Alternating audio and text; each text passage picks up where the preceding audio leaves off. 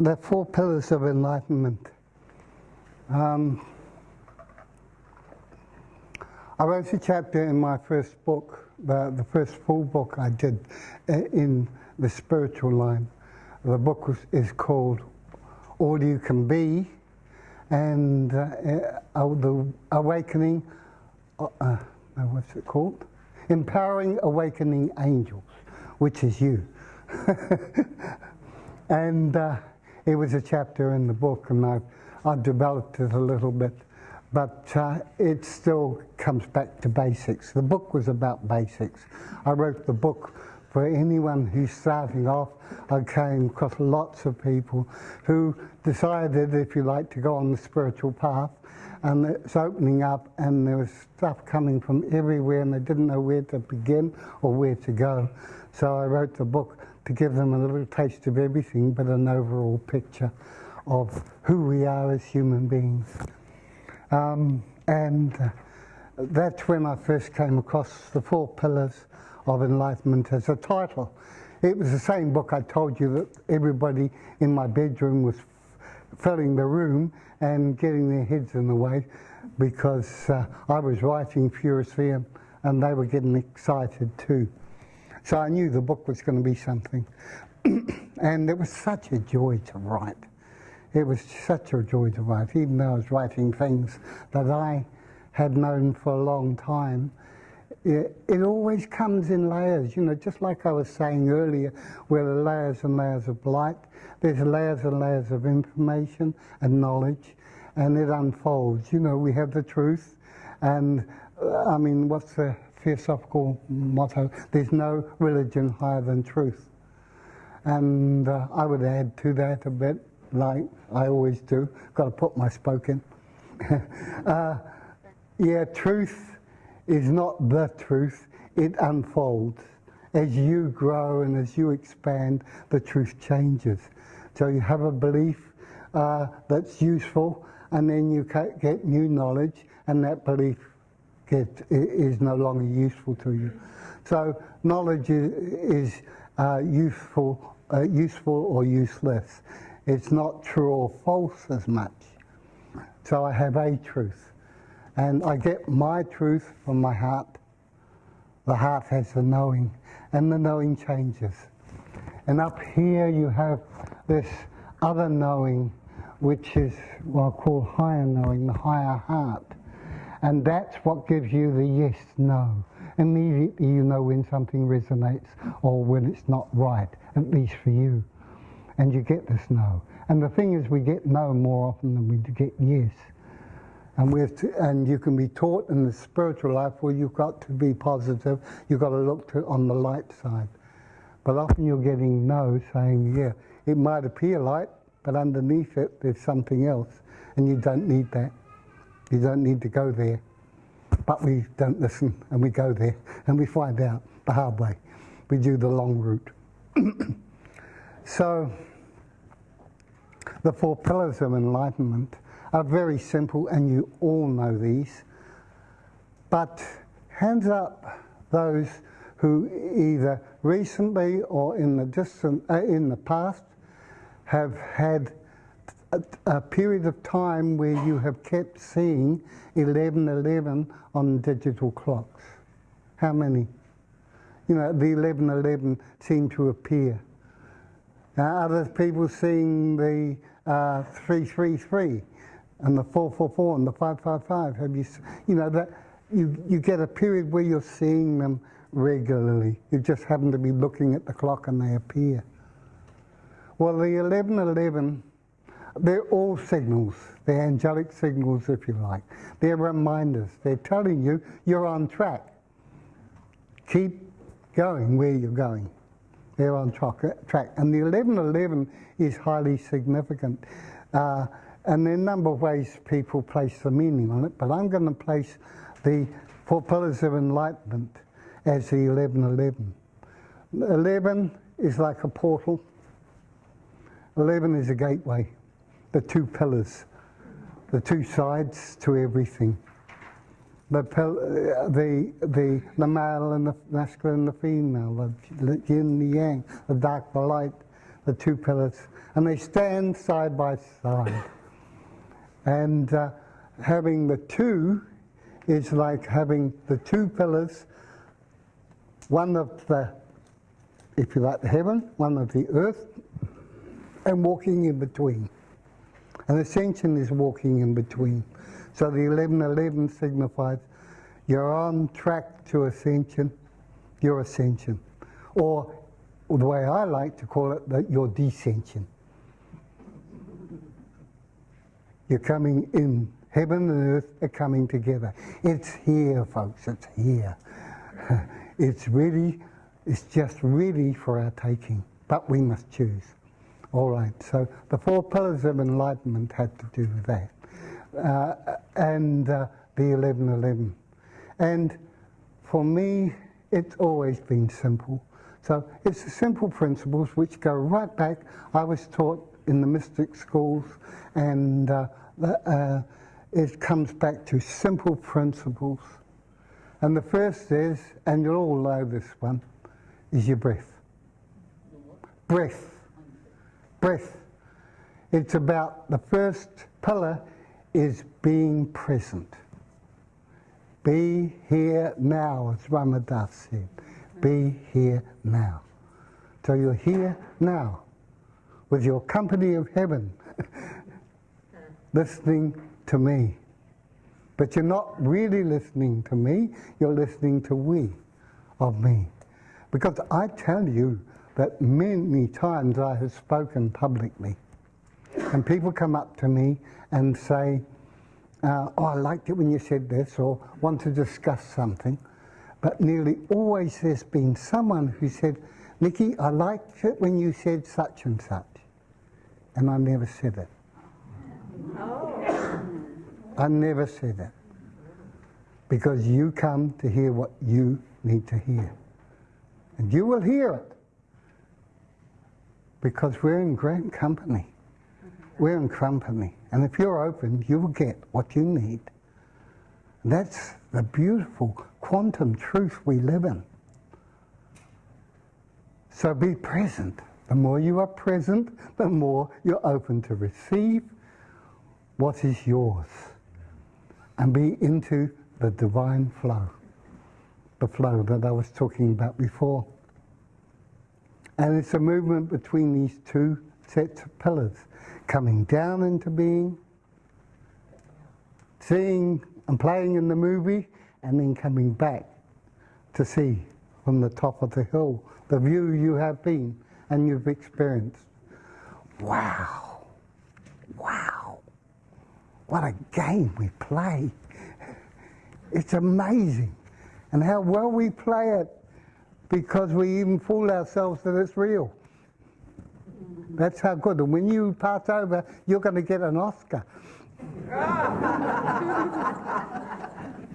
You played it so well, you fooled yourself. So we have gone through the trauma in order to find out who we're not. Which is the contrast, you remember the shadow? The shadow is the point of choice. So you find out what you're not in order to be able to choose who you are or what you are.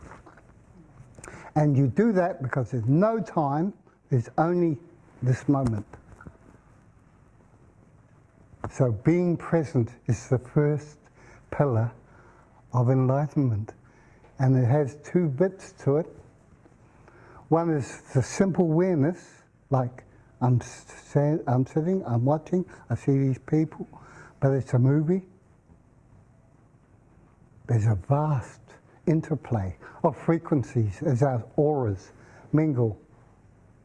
And each one of you has your own point of view. And it's a beautiful point of view. And I don't have to agree with your point of view, but I can get another way of looking through your point of view. It's amazing. And someone mentioned about a lot of people are feeling, and I'm getting a lot of this with people I contact, with a feeling of not knowing where you're going at the moment, not knowing what really life is. You've had a purpose, but your purpose, what you did in life, doesn't seem to have the meaning much at all. Anybody getting that feeling? And it's like, who am I? What am I really? That identity. And that is necessary. It's necessary to begin to drop our identity. And so we're learning to drop attachments. Attachments to our children, attachments to our parents, attachments to our job, attachments to where we live. All those things are going through a process of not meaning much, of coming and going, and nothing to hold on to. Why?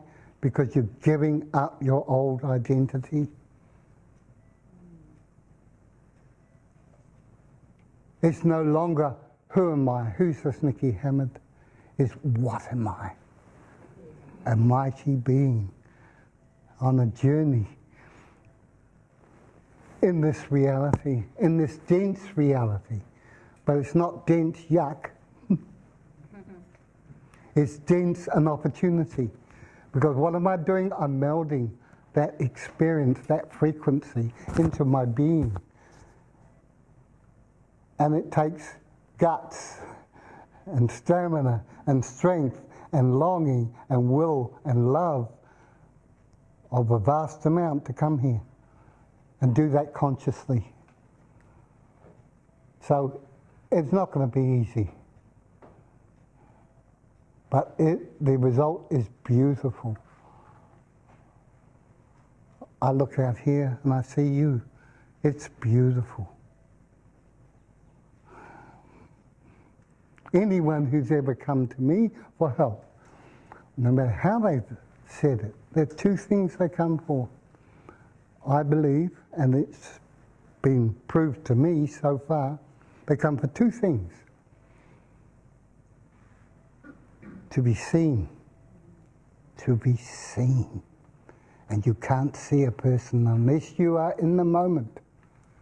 You can't see a person if you're coloured by all their past, or the way they speak, or the way they look.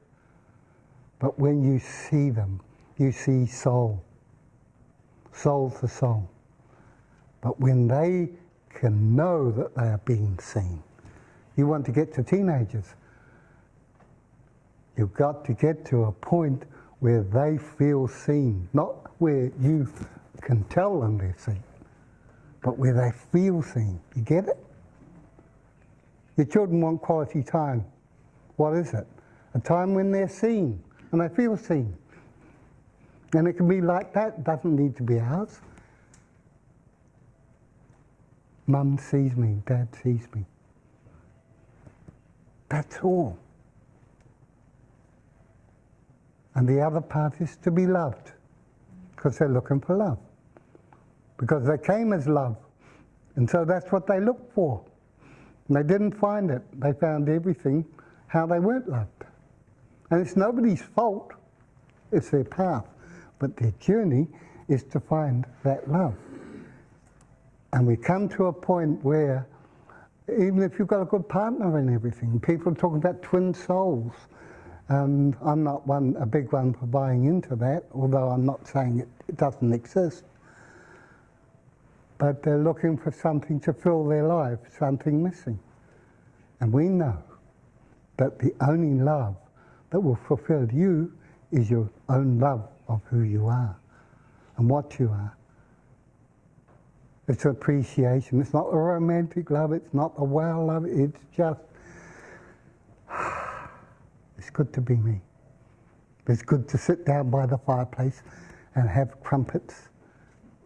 Hot buttered crumpets, highly decadent, and a good cup of hot coffee, and to tell stories with a friend. Share stories with a friend. That's comfort, that's being at home. It's like being at home with yourself, being able to smile. That inner smile, the smile that the Indians call, it secretes in our brain chemicals, and in the Vedas they call it amya, which means honeydew. It's the honeydew that the brain secretes when you're in smile. And you can switch on smile any time. I'll tell you, an occasion that happened for me is an occasion that worked on my identity too, and my attachment. I had a computer that was failing me. You know, a lot of the keys weren't working properly. I had to cut and paste each letter. And it happened to be on the keys like T and F and G and ones you use a lot. And so I was doing this for 6 months because we didn't have enough cash for the computer I wanted. And I just I just bought one recently, and the technician came in. I had all my files on for 12 years of all my books and courses I'm arranging for this year, and a series of books I'm going to put on Amazon. They were all on there. Everything else was on there. And I backed up the copy of desktop files and put in an external drive. The technician came in and loaded a backup from one disk to the other, and backup for him was system. Backup for me is my files. Different thing for me. And then, guess what? He came to download a backup from the new computer onto my external and said, I had to reconfigure it. And he went click like that and he reconfigured it. And all my copy was gone. So everything is gone. Somebody's trying to retrieve it, but we haven't had any luck yet. So everything I've ever written and done is gone. So needless to say, it was a real shock on my body. It was a real shock on my body. But after I got rid of the shock, I realised that, well, if it's gone, it's gone. Nothing to do about it. So here we are. It's a rebirth, a chance for a rebirth, a chance to let go. An easy way. Shocking. You know, I still can't believe that I've accepted it so well. But this is life. I mean, okay, that's only a thing. But when you're attached, you don't realise how attached you are until you're going to lose it. And we're being asked to detach from things. Now, detachment is different from disengaging. So when you detach from, say, your mother and father of the past, for reason you let go of your emotional attachment. That doesn't mean to say you're going to love them any less. It just means you're letting go of the hooks that they have on you and you have on them. It's always mutual. That you have hooks on each other and you let go of those hooks. And we, all humans on this planet, according to their own awareness, are learning to drop their attachments and drop a lot of the identity they have. You can't live in the new world with the old identity. You've got to start recognizing more of who you are. So if it's happening to you, realize that it's part of the process. You have no choice. You asked for enlightenment. And we're here. We're here. And the energies are such that you'll get it. And you can get it kicking and screaming, or you can go quietly and lovingly and feel it as an opportunity. It's not to say that we won't have the human reactions of pain, of anxiety, of anger, of frustration and so on. They're all part of it. But they're also signals for us to learn and let go and find our peace, our present-centeredness, the first pillar. So you do it immediately. I said breath. Breath is the way you do it. Because every time you breathe in, if you can consciously, when you remember that you're breathing in the light, you're breathing in the light down into your body and then out into your field. Expanding. And just whenever you think of it, standing in the queue, you've got nothing better to do. Instead of your mind going, catch your breath, Go to your breath. I'm home. I'm home. And watch your breath going in and out. You get plenty of opportunity. You can't tell me you don't have time. Just do that. So that's the first part. That's present centering. And the second thing is more general. It's awareness. And this can be practiced too. For example, I can be writing furiously and stop. And instead of being attached to the next idea, I can look out the window. Look out the window, I'm immediately in another dimension. I've switched dimension. And be present there. And then be present, come back to here. Or I just feel like being present going down the stairs. So I consciously go down the stairs rather than automatically go down. You have to be careful with something like that, because when you consciously go, after all these years of going down intuitively, you can trip. but being aware, or consciously taking a bite of bread and chewing it, and being aware of every taste and the feel in your mouth and the feel as it goes down and so on. Simple awareness is bringing you into the moment. Or going on a route to work in the car and deliberately going on a different route. Just making a switch which makes you conscious and present. There's 1,001 ways you can do this. You go to a monastery, a Zen monastery, and one of the things they're teaching you is to be present.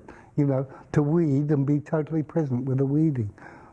Not about anything else going on in your mind.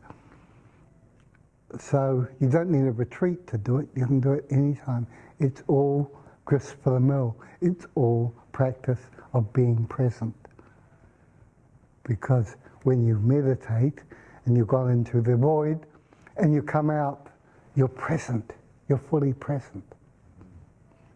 So when I go into meditation, and when I teach meditation, I teach it this way, that you sit, and it's the time you say, the universe is perfectly unfolding as it should. It's in perfect expression. And I'm here. I'm here. I'm present with it. And when I first started meditating, yeah, the universe was perfectly unfolding as it was. Every time I sat down, I guarantee somebody would start up a motor mower.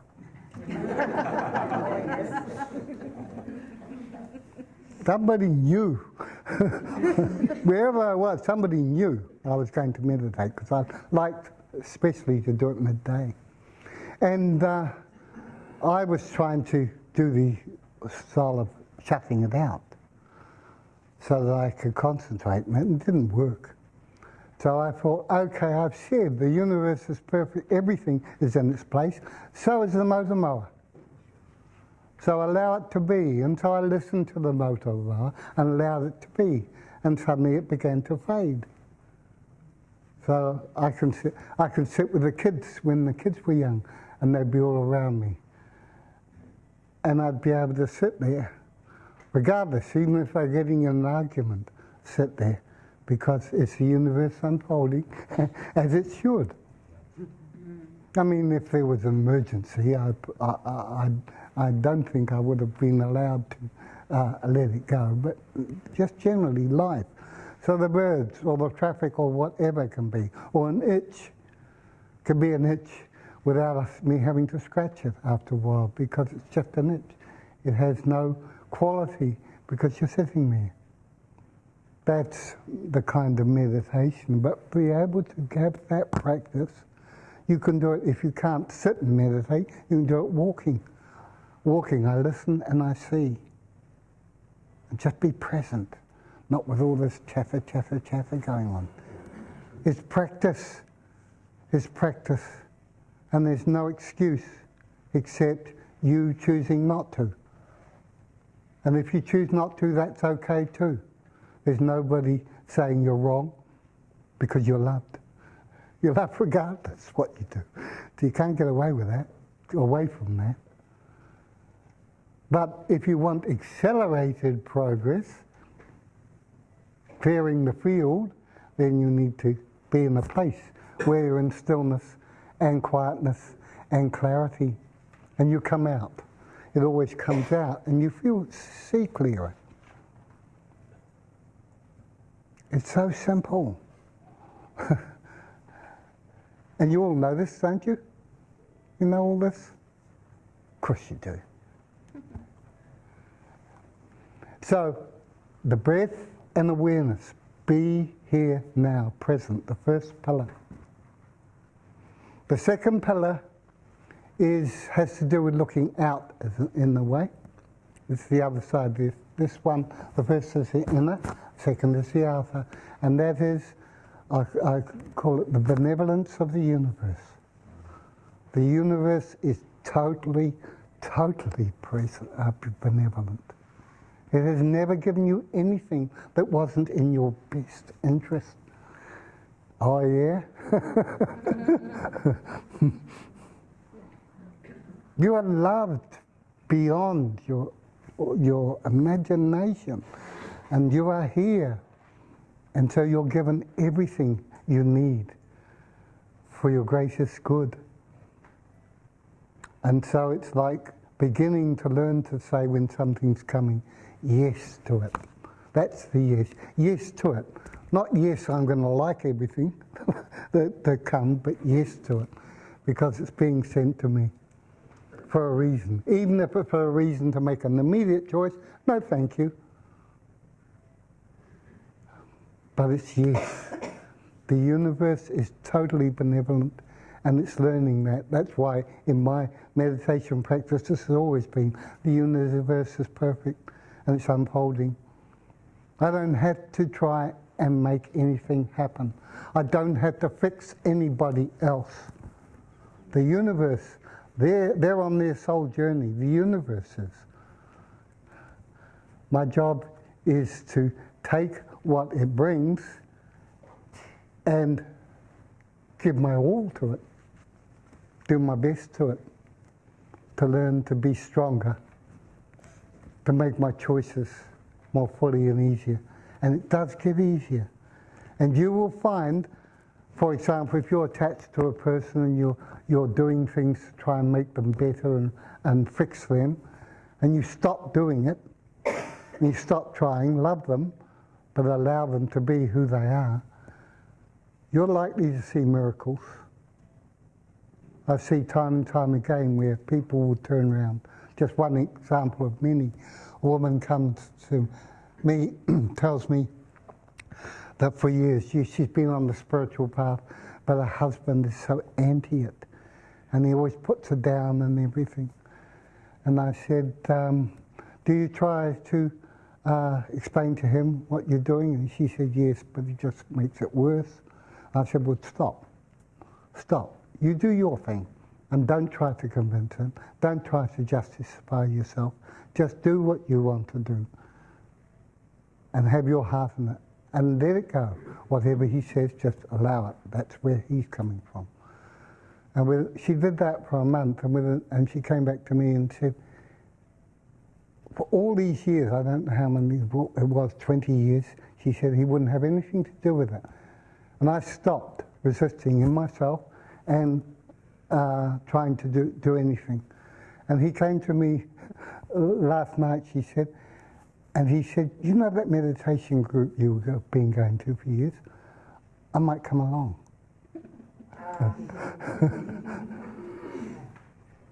That's just one example. I've seen these kinds of things happen. You don't know. I'm not saying you're going to change them by not doing anything. That's another, you're still trying to fix them. But allow people, if you can live with it, allow people to be where they are. They're on their soul journey. And maybe part of their soul journey has been, up until that moment, providing you with a bit of shadow. Or when it's no longer has an effect, without subconsciously has no reason to do it. It works. The new way of being works so differently. To stop trying, it's like yoga says, you do or you don't do. No more trying. People say, well, I'll try it. I'm saying, don't try it. Don't do it. Or do it. Your choice. When you make a choice, it's a choice. It's not a choice to maybe. So the universe is always doing this. And if it's doing it for you, it's doing it for others. And that's not a reason to not do anything. Help put out a helping hand when someone needs a helping hand. I'm not saying that. But your heart knows. Your heart knows when to touch and when to leave well alone. So it's all about listening again, being present, pillar number 1. So pillar number 2, the conditions. The inner is that stance, the outer is wow. You know, it's a stretch of the old wow. The universe is our oyster. And let's be open to it. You don't have, your being will allow the appropriate things to come in. You've got the company of heaven that will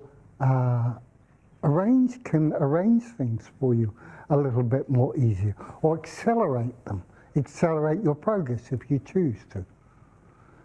But you can make it painful for yourself by fighting what you've already asked for, so there's no way out. There's no way out. And you wouldn't want it, soul being would not want it that way, because you come here for a purpose. So it's tough love. No, it doesn't have to be. Grace and ease, that's what we're moving to, grace and ease. So, okay. And the third pillar is trusting yourself. Trusting yourself. That has to do with self-love. But it's being willing, being confident enough to see a choice and make it, and not be always bound up with this, which is the right choice, or what will happen if I do this and that, and oscillating. It doesn't matter. It doesn't matter when you've got a choice and they're equally possible and desirable, if you like. It doesn't matter which way you choose, because whichever way, if you're open, is going to lead to more of who you are. It has to. So stop dithering and just do, even if it's something small. Even if I'm going down the road, an example, going down the road and I'm driving, and I suddenly see a group of shops and I've got to pull over for some reason. I think, well, what do I want here? I don't want anything. And there's an op shop, and I go in, it's a little op shop, and I go in and I'm looking around, what the hell am I here for? You know, what am I to talk to that person or not? It may be. But I see a pair of shoes, and they fit me, and they're almost new, and I like them, so I buy them, and I go out, and I think, well, what was all that about? And it turns out it was just to make sure that you're on target, that you are listening. It was just not a test, it's just an opportunity for me to see that I'm on target. Another time it might be going in there, and I've got to say something to somebody. Got to give them a little bit of Nicky warm fuzzies. And then I'm out again. And I don't know, but my life tells me that something will happen. They've got a gift. They've got a gift that was unexpected for them, and it just makes a difference. Because I've seen people like, there was, when I was at Waikato University, we used to, in the early days of Waikato University, used to be a cowshed. That was a student building. It was the cowshed they changed into the student building. And we'd have our lectures out on the knoll there, some outdoor lectures, and we'd have speakers. And what happened this day, it was the wizard. Do you remember the wizard from Christchurch? He was speaking there. Loved that. And all the students were arrayed round there and listening to him. And I had to leave early, so as I left, got up sitting on the grass were walking out. One of the students, because it was early in the beginning of the year, and a mature student was sitting on the ground by himself, and I put my hand on him and said hi and walked off. And 3 weeks later he came to me and he said, Dr. Hamid, I want to tell you something. You know, the other day when we were out on the grass listening to the wizard, and you came past, you put your hand on me, it made a big difference, he said. He was from Australia, he'd come to do the course, he didn't know anybody, he was flatting and he felt really lonely and as if perhaps he'd done the wrong course, and he should go home. He said, but when you touched me, I thought, maybe I should give it a little bit longer. He gave it a little bit longer, he found a new flat, and the course, he changed his courses, and he said, I just love what I'm doing now. It's just a totally different scene. Now, I didn't change it for him, but my act, he said he felt something and he thought he'd give it. That was enough. And you don't know how often you do that same thing. We don't know, but we follow this. You've got to trust that you're a mighty being on an amazing journey in a great plan, and you're part of something that's magnificent. And so your touch of love really, really counts. So your being kind to you really, really counts, because you come first. Who and what you are determines how you'll be. And you're all capable. Just got to drop the blinds, the old ideas of who we were. From who we were to what we are. Step by step. The universe is bringing it to us. We have to trust ourselves, our own being. That is, that will bring through this heart knowing the perfect step, next step. And you cannot know. You're walking through the forest and these golden nuggets are put in front of you and you pick them up. But you cannot know what's round the corner, you know. And if you think it's something scary, you'll miss the nuggets. So it's an opportunity. This is a childlike quality again. It's an adventure. Life is an adventure, and it's going to be brought to you. So you've got to trust that you have the wherewithal. You always have the wherewithal. You're not given anything that you cannot handle, even though it seems like sometimes, but you're not. The courage that it took for you to come here. Give yourself a break. Trust. It's there for you. So that's the third pillar. And the fourth pillar, dear to my heart, is what I call the holy, holy. The sacred. The sacredness in life. How I love to feel humble. Humility, shall we say. Humility. I love that in the face of somebody else who's suffered and who is, people call them not awake yet, but are struggling and really asking with their eyes. I love the honour that it is for them to be, for me to be present with them. Sometimes, well, the way I put it is, all I want to do is to kneel at their feet and wash their feet. I cry because I feel it. It's the holy, holy of everything around us. Ourselves included, how precious we are, and how you can feel so, so humble, and at the same time so mighty to be of service. And that's sacred. The sacred is to walk in a sacred manner, is to walk with care and honour. and light and strength and knowing and openness and engagement. And that is something we develop. It's already within us, because I know most of you feel this as I speak of it. I don't have to say much. It's a sacred. And our culture, the matrix, has made everything, has analysed everything to make it and made it profane.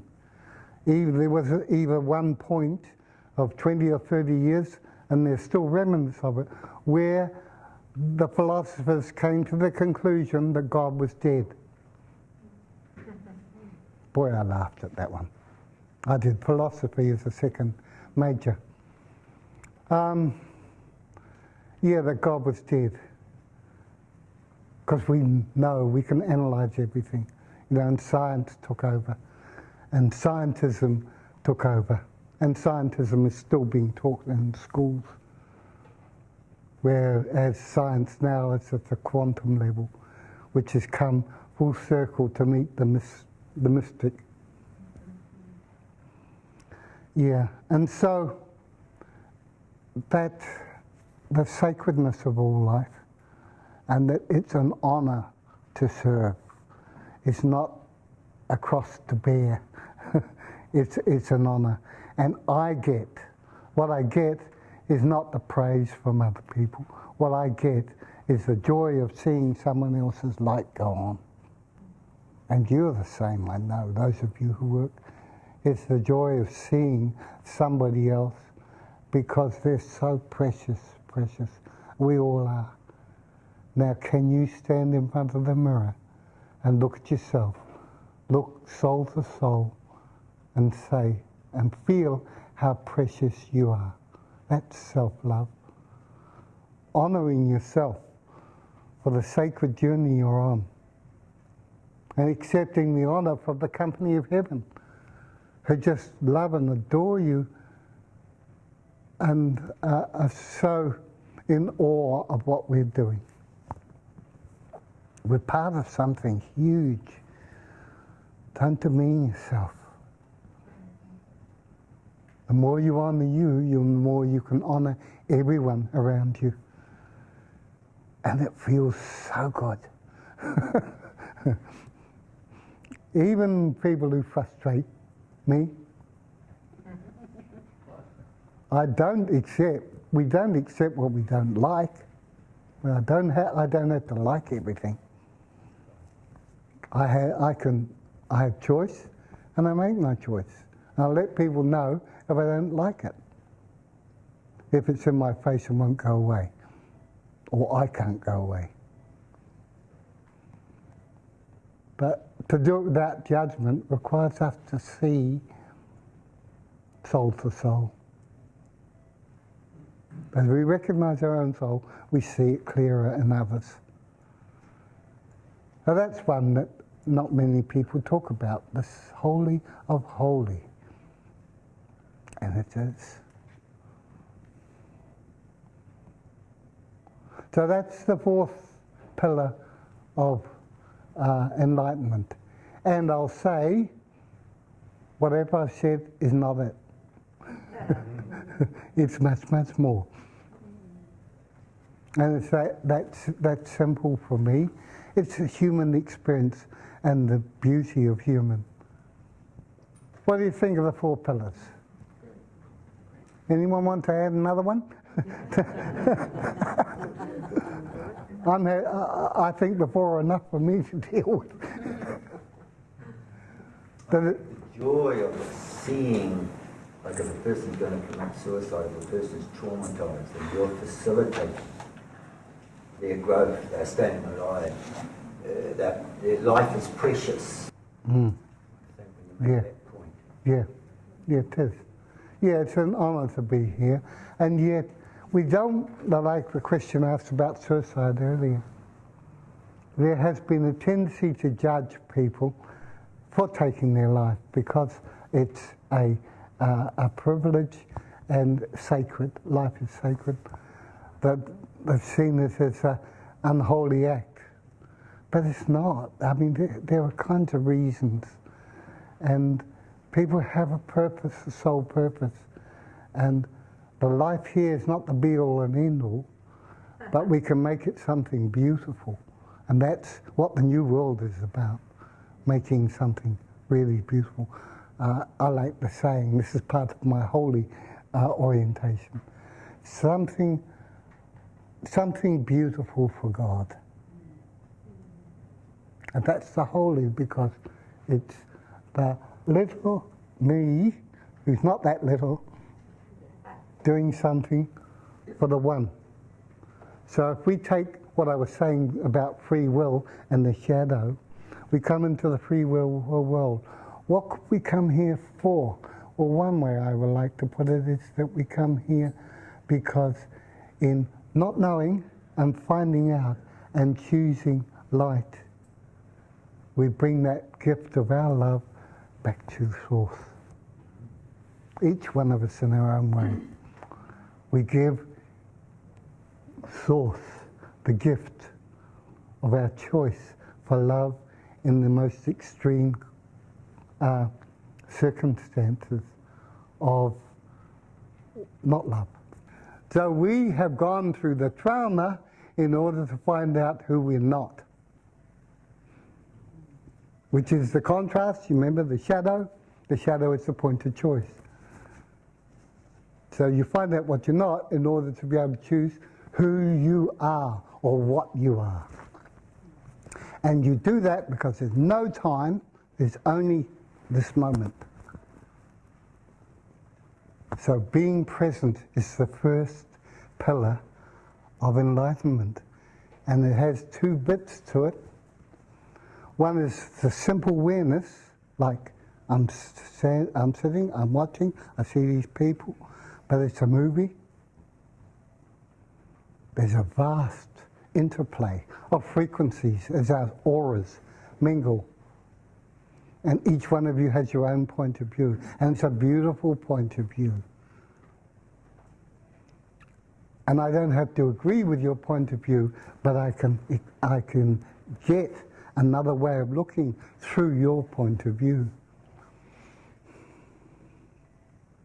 It's amazing. And someone mentioned about a lot of people are feeling, and I'm getting a lot of this with people I contact, with a feeling of not knowing where you're going at the moment, not knowing what really life is. You've had a purpose, but your purpose, what you did in life, doesn't seem to have the meaning much at all. Anybody getting that feeling? And it's like, who am I? What am I really? That identity. And that is necessary. It's necessary to begin to drop our identity.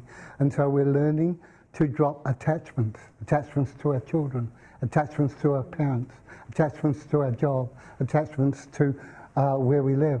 All those things are going through a process of not meaning much, of coming and going, and nothing to hold on to. Why? Because you're giving up your old identity. It's no longer, who am I? Who's this Nicky Hamid? It's what am I? A mighty being on a journey in this reality, in this dense reality. But it's not dense yuck. It's dense an opportunity. Because what am I doing? I'm melding that experience, that frequency into my being. And it takes youth. May I share something about computers with you? Computers, yes. I also had a computer which completely failed. And the local computer shop said it was beyond repair and it would never work again. So I took it home and put it on the table. And a thought occurred to me that the computer was made from the earth, Mother Earth, and Mother Earth is sacred. And therefore, the computer is made of sacred components. And a voice said to me, give it healing for 2 minutes. Hands-on healing. Well, I looked around just in case there wasn't anybody watching. And I put my hands on the computer and I gave it healing for 2 minutes. And then I thought, now what do I do? I thought I'd turn it on and see if anything happens. And it started up, and it worked. And I thought, what was impossible has now become possible. And it continued working, and all the files that I thought I'd lost suddenly reappeared. And I thought, isn't life wonderful to understand a bigger picture that I didn't understand before? Yeah, I believe that. So I understand all of that. There was, I agree, I understand, I feel it, I know it. For the people that don't know it yet, how do you comfort, how do you cope when a family member is murdered? And they don't know it, and even if we do know it, if somebody is taken from us in a brutal way, murder, war, car accidents, something unexpected, how do you then say to them that it's all in their life's plan, they asked for it, or maybe it didn't quite ask for it, but it was asked for by the circumstances in which they put themselves in to perhaps learn their lesson? How do you then get them to see a different perspective? Do you kind of understand the question? Yeah, I know exactly what you're saying, yeah. Yeah, I mean, how do I do it? I wouldn't attempt to give them an explanation of death and life, anything like that. What they're dealing with is grief. And so I take them from the point of view of grief and let them know that I hear the grief, not just by saying it. And I always found, when I started my counselling and clinical work, I was taught, part like how it aligns itself with the pillars, to trust yourself, trust that you have the knowing, because they're coming to you, trust that the universe will guide you, and trust that the other person is coming for their greatest good. Their being knows. So you sit and you listen. And when I listen, if I'm open, they give you a clue. They gave me a clue, and the clue might be something I wouldn't expect. And that's what you focus on. You focus on the clue and you talk around it. Expand their awareness in that clue. And you may say nothing about death, but something about grief that they have spoken in word, or in some way you get that message and you speak to that from the heart, to their heart. You don't go straight to your knowledge because, it's too much. It's too much. It's your knowledge, it's not theirs. You find the door that they have opened slightly, and you go to walk to that, because it's leading them to another place outside that door, so they open up. And they may open up a little bit. It's like with kids. Kids ask about sex, and give them a sex lesson. You give them a little bit. And it might be just the explanation that there's an exchange, a physical exchange or something. And if there's no more questions, there's no need. We've got a society that's always in fear, so we've got to pre-warn them and give them all this information. Humbug. Just gets in the way. We're not allowed to tell them things that are not fairy tales. No, because there's a good and the evil in it. It's what works It's what works for the child, and different strokes for different folks, different things work for different people. So, in other words, you don't go in with a theory or modality that's going to do everything, because it won't do it. You're the one who does it. I found with my training, psychology, excuse the university, but psychology gave me very little. A lot of it I just couldn't practice. But I was led to other things. And so you're open. And who's taught me the most? The people who've come. Yes. Yeah, so I don't know whether I've answered your question, but yeah, we can have the big picture and be able to share the big picture, but it's too much. It was like my book, All You Can Be. I wrote it, just bits and pieces. There is an overview in there, but it's an overview that opens rather than closes. Yeah, because they're soul beings, they're mighty soul beings who are locked. So they just need a little opening. And when they want more, they'll come for more. They'll ask.